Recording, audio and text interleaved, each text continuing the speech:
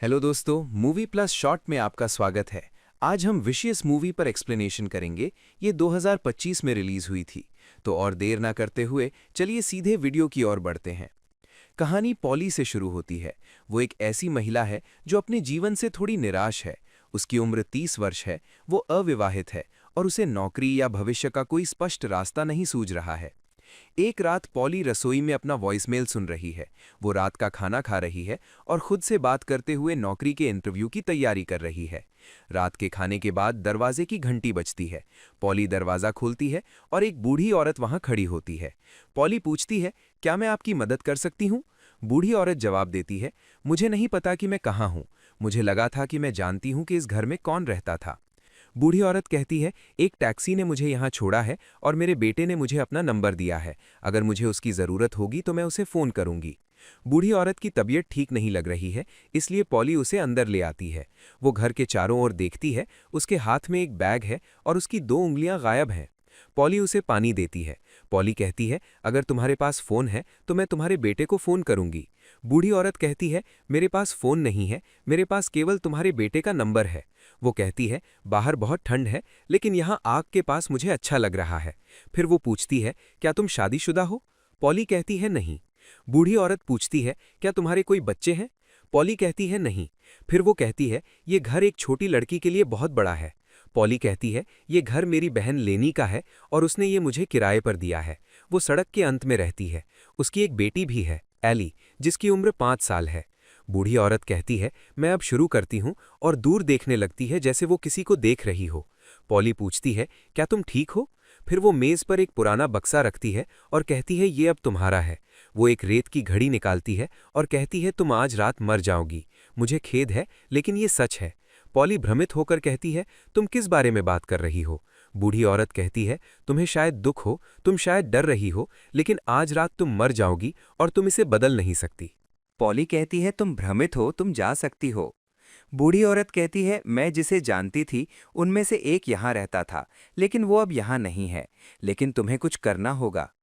Poly कहती है, मैं पुलिस को फोन करूंगी। बूढ़ी औरत कहती है, इसके बारे में मत सोचो और किसी को बताने की हिम्मत भी मत करना। पॉली बक्सा और रेत की घड़ी बुढ़िया को देकर घर से बाहर निकाल देती है। फिर बूढ़ी औरत पॉली का नाम पुकारती है। पॉली पूछती है, तुम मेरा नाम कैसे जानती हो? बूढ़ी औरत कहती है, मुझे लगा था कि ये एक बुरा सपना है, लेकिन मैं भी नहीं जानती और तुम भी नहीं जानती। पॉली अंदर जाकर दरवाजा बंद कर लेती है। पॉली खिड़की से बाहर देखती है कि बक्सा सड़क पर पड़ा है।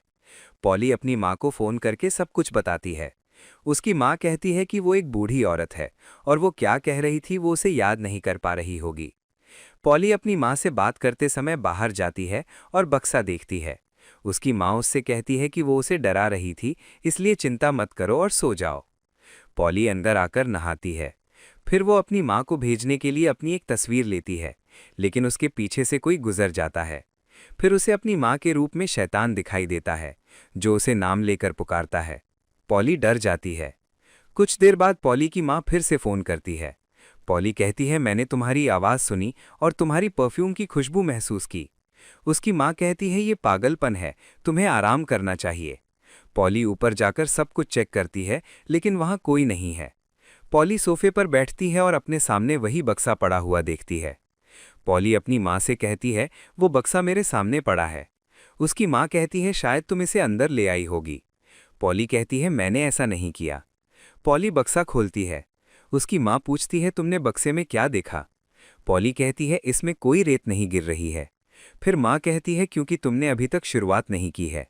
शैतान कहता है, मैं तुम्हारी माँ नहीं हूँ। वो हंसकर कहता है, तुम मर जाओगी। फिर वो कहता है, बक्से के अंदर देखो पॉली, हमें 3 चीज़ें दो। इस बक्से के अंदर रखो तो तुम बच जाओगी। पहली चीज़ वो है जिससे तुम नफरत करती हो, दूसरी चीज़ वो है जिसकी तुम्हें ज़रूरत है, और आखिरी चीज़ वो है जिससे तुम प्यार करती हो।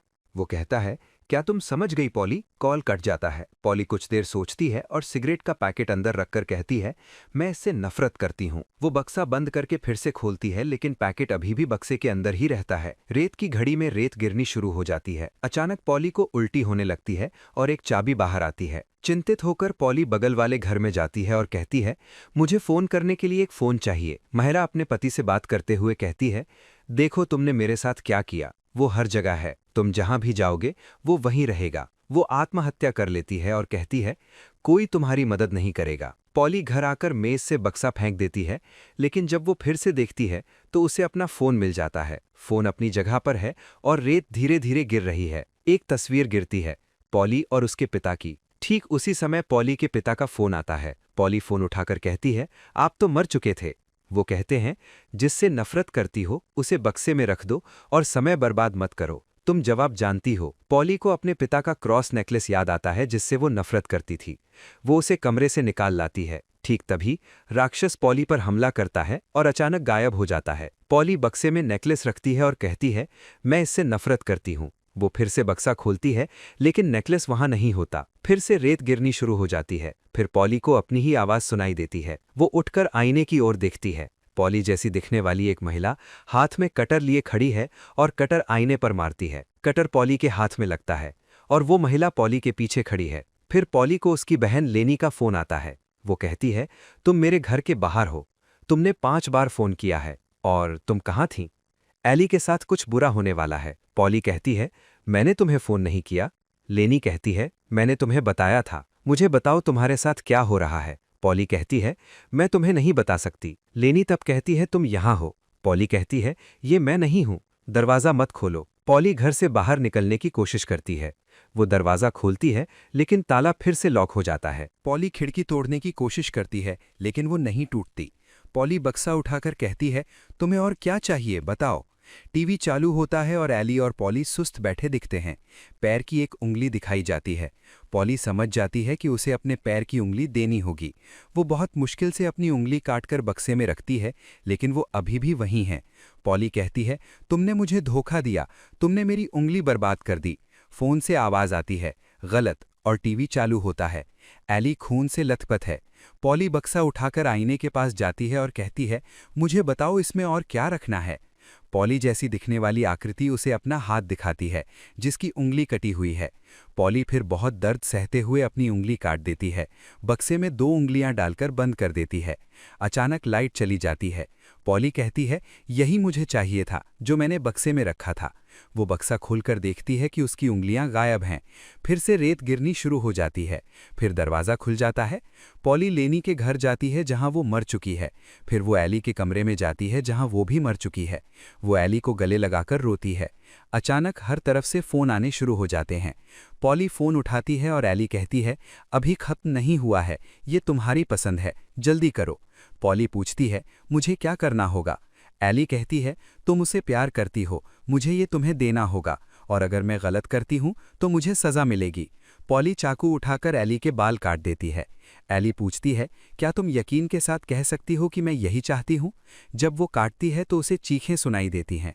पॉली बक्सा अपने सामने रखती है और कॉल पर एली कहती है, मुझे पता है कि तुम गलती कर रही हो। पॉली कहती है, मुझे पता है कि मैं गलत नहीं हूँ। वो बाल बक्से में रखती है और फिर से बक्सा खोलती है। बाल गायब हो जाते हैं। अचानक लेनी अंदर आती है और पॉली से पूछती है, क्या तुम ठीक हो? पॉली एली के कमरे में ऊपर जाती है और वो भी ठीक है। फिर शैतान एली के रूप में प्रकट होता है और पॉली पर हमला करता है। अचानक पॉली अपने कमरे में जाग जाती है। बक्सा उसके सामने पड़ा है और रेत गिर रही है। पॉली कहती है, मैंने तुम्हें सब कुछ दे दिया है, जो 3 चीजें तुमने मांगी थीं। पॉली शैतान से बात करती है, लेकिन वो समझ नहीं पाती। वो बक्से में अपना खून डाल देती है। शैतान पॉली का हाथ पकड़ लेता है। तभी पॉली को उस महिला की याद आती है जिसने उसे बक्सा दिया था, और उसे ये किसी और को देना होगा। पॉली बक्सा बाहर ले जाती है और लोगों को पुकारती है, मेरी मदद करो, लेकिन कोई नहीं आता। फिर एक घर की लाइट जलती है। पॉली घंटी बजाती है। एक लड़की दरवाज़ा खोलती है।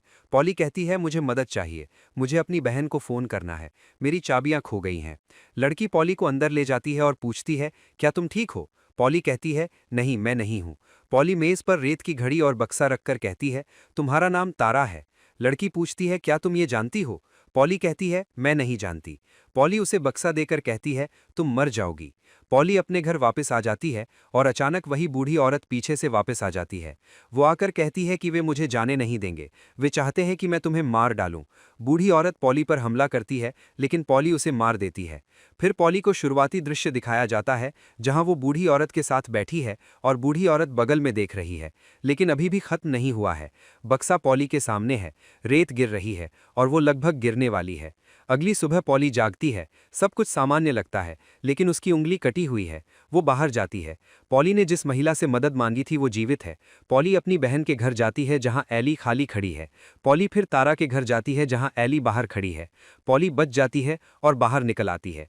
पॉली पूछती है, वो बक्सा कहाँ है? मुझे इसे खत्म करना होगा। लेकिन वे कहते हैं, शायद तुम गलत पते पर आ गई हो। पॉली चली जाती है। तारा अंदर चली जाती है। दीवार पर खून से कुछ लिखा है। किसी पर भरोसा मत करो, किसी की बात मत सुनो, वे झूठ बोल रहे हैं। मेज पर एक बक्सा है। तारा उसे उठाती है, लेकिन तारा की उंगली कटी हुई है। और यहीं पर फिल्म खत्म होती है। वीडियो पसंद आया हो तो लाइक कर देना, चैनल पर नए हो तो सब्सक्राइब कर लेना। तो मैं आपसे अगले वीडियो में मिलूंगा, तब तक के लिए ख्याल रखना।